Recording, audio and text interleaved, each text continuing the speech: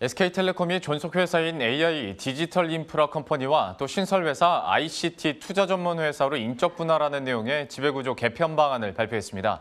이 통신사업과 또 비통신사업으로 분리함으로써 각 영역에 적합한 경영 구조와 또 투자 기반을 갖추고 주주들에게는 투자 선택권을 제공한다는 건데요. 이 관련한 내용은 이명재 기자와 함께 이야기 나눠보도록 하겠습니다. 일단 SK텔레콤이 발표한 인적 분할 그 내용부터 한번 정리를 해볼까요? 네, SK텔레콤은 인적 분할을 통해 이 존속회사인 유무선 통신회사 그리고 신설회사이자 중간 지주사인 ICT 투자 전문회사로 나누기로 했습니다. 먼저 유무선 통신회사를 보면 정식 명칭은 AI 디지털 인프라 컴퍼니입니다. 이름을 보면 알 수 있듯이 이 5G 통신 사업을 기반으로 하면서 미래 먹거리라고 할 수 있는 인공지능과 클라우드, 데이터 센터, 그리고 구독형 서비스 같은 신사업들을 확대를 하겠다는 건데요. AI는 현재 SKT의 이 통신 서비스 그리고 상품에 확대 적용되고 있고 이 회사 분할 이후에도 ICT의 전 영역을 이끌 핵심 기술로 꼽힌다는 점에서 이 관련 기술을 더욱 고도화하는 한편 또 SK 브로드밴드, SK 텔링크 같은 이 통신 자회사 간의 시너지를 극대화하고 사업 역량을 강화한다는 계획입니다. 다음으로 이제 ICT 투자 전문 회사를 보면 여기는 이제 비통신 부문 뉴 ICT 자회사들을 총괄하는 그런 역할을 수행하게 됩니다. 그래서 SK 하이닉스를 비롯해서 ADT 캡스, 11번가, 팀앤 모빌리티 등이 여기에 속하게 되고요. 시가총액이 100조 원에 달하는 SK 하이닉스가 과거 키옥시아 투자, 그리고 인텔 낸드 사업부 인수를 진행을 했던 것처럼 앞으로도 국내외 반도체 관련 회사에 적극적으로 투자를 해서 이 반도체 사업 규모를 더욱 키우겠다는 그런 생각입니다. 또한 원스토어를 시작으로 이 자회사들의 IPO를 이 순서대로 추진을 해 이제 기업 가치를 높게 평가받고 수익 창출, 재투자의 이 선순환 구조를 만들 예정입니다. 예. 이렇게 인적 분할안이 나오는 큰 이유 중에 하나가 자회사들의 적극적인 M&A 가능성도 있을 테고 지금까지 좀 제대로 가치 평가를 받지 못했던 자회사들을 이제는 좀 같이 제대로 받아야겠다 이런 좀 계획들도 있는 걸로 알고 있는데 지금 그러면 효과에 대해서는 어떻게 전망이 되고 있습니까? 네, 이번 기업 분할은 이제 SK텔레콤이 지난 1984년 회사를 설립한 이후에 37년 만에 이제 기업 분할을 하는 것이고요. 박정우 사장이 그러니까 2018년 10월에 이제 추진 계획을 밝혔는데 약 3년 만에 이제 본궤도에 오르게 되는 겁니다.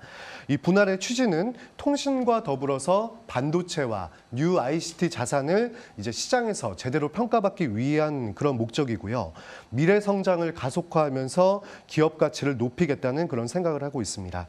즉 시장에서 바라보는 SK텔레콤은 이 통신사의 이미지가 너무 강하기 때문에 통신 사업과 신성장 사업 그러니까 비통신 사업을 이제 분리를 해서 각 영역에 적합한 이 경영 구조와 이 투자 기반을 갖추고 주주들에게 투자 선택권을 이제 제공하겠다는 그런 생각이고요.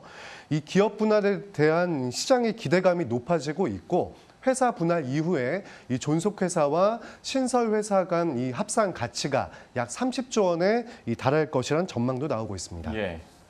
박정우 사장은 존속회사 그리고 신설회사의 영업이익이 각각 1조 원이 되는 우량한 회사가 될 것이라면서 투자회사가 해야 할 일이 많을 것 같고 그중에 모빌리티가 큰 역할을 할 것으로 본다고 언급을 했습니다. 예. 또 이제 구성원들의 노력으로 잘 키워온 이 SKT의 자산을 온전히 평가받고 더 나은 미래로 나아갈 시점이라면서 오는 6월에 이 지배구조 개편에 대한 최종안을 마련하고 그 시점에서 다시 구성원들과 소통하겠다고 강조를 했습니다. 예. 그런데 시장에서 나왔었던 그 인적 분할 시나리오 이후에 그러니까 비통신 부분의 신설 중간 지주사와 SK그룹 간의 합병 시나리오도 사실 있었거든요. 네. 근데 여기에 대해서는 부인을 했고 아무래도 좀 주주들을 신경 썼다고 봐야겠습니까? 맞습니다. 그래서 이제 SK텔레콤은 어제 발표를 할 때 일각에서 제기가 됐던 이 신설회사와 SK 주식회사 간 합병설에 대해서는 계획이 없다고 공식적으로 밝혔습니다. 만약에 이제 두 회사가 합병을 하게 되면은 SK텔레콤 주주의 그 이익을 반하는 그런 이제 우려가 굉장히 컸기 때문에 결국 합병을 하지 않기로 결정을 한 건데요.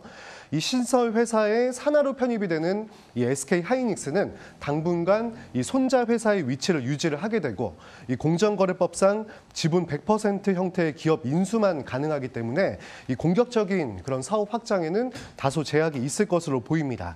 따라서 신설 회사인 ICT 투자 전문 회사가 SK 하이닉스 대신 이 국내외 반도체 관련 회사에 적극적으로 투자를 하고 각종 M&A도 이제 시도할 것으로 예상이 되고 있고요.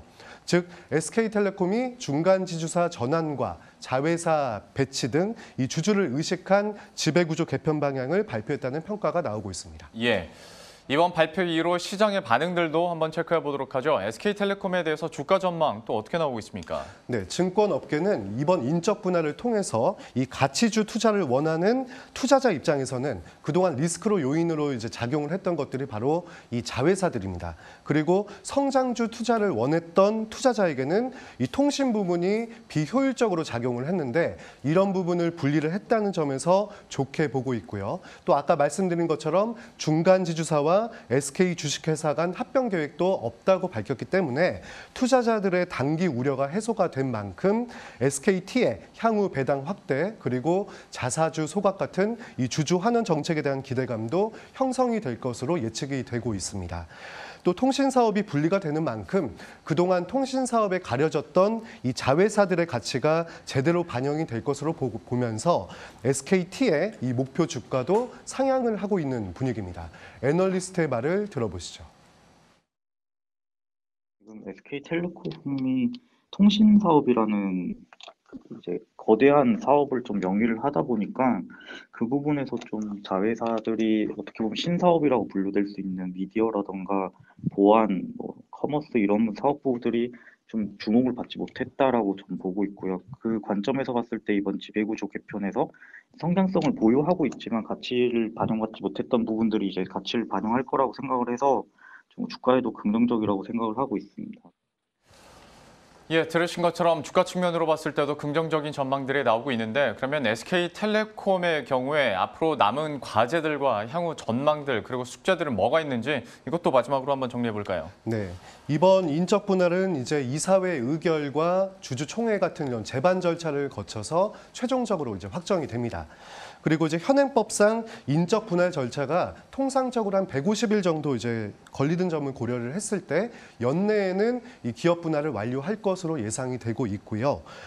또 이제 SK텔레콤이 어제 발표를 할 때 이 존속회사와 신설회사의 양쪽 대표 이사를 아직 결정하지 않았기 때문에 이런 이제 이사회 절차 등을 통해서 이 대표들을 새로 결정을 할 계획입니다. 그리고 자회사 배치도 아직 그런 굵직한 자회사 몇 곳만 언급을 했고 전체적으로는 아직 배치가 안 됐는데 총 30여 개에 달하는 자회사들을 이제 특성에 맞게 배분하는 작업도 같이 진행할 것으로 보이고요. 이와 함께 SK텔레콤은 새로운 회사 이름도 이제 변경할 준비를 하고 있습니다. 이 텔레콤이라는 단어 자체가 통신사의 이미지에 너무 국한되어 있기 때문에 앞으로는 이 미래지향적인 기업 가치를 반영한 이름으로 변경하겠다는 생각입니다. 예, 지금까지 이명재 기자와 함께했습니다. 잘 들었습니다.